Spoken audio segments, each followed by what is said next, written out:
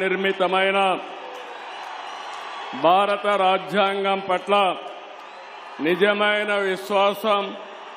విధేయత చూపుతానని, భారతదేశ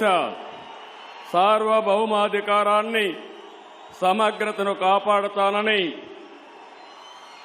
ఆంధ్రప్రదేశ్ రాష్ట్ర ముఖ్యమంత్రిగా నా కర్తవ్యాలను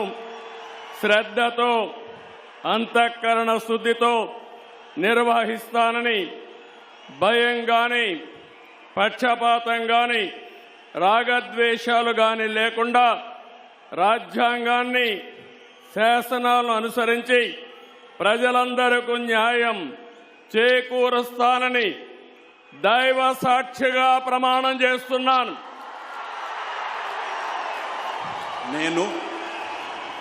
నారా చంద్రబాబు నాయుడు అనే నేను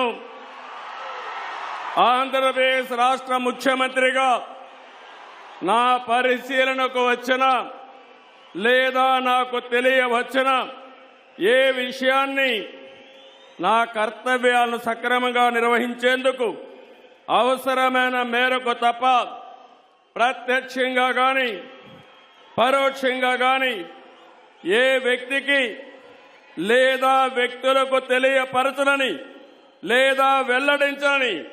దైవ సాక్షిగా ప్రమాణం చేస్తున్నాను.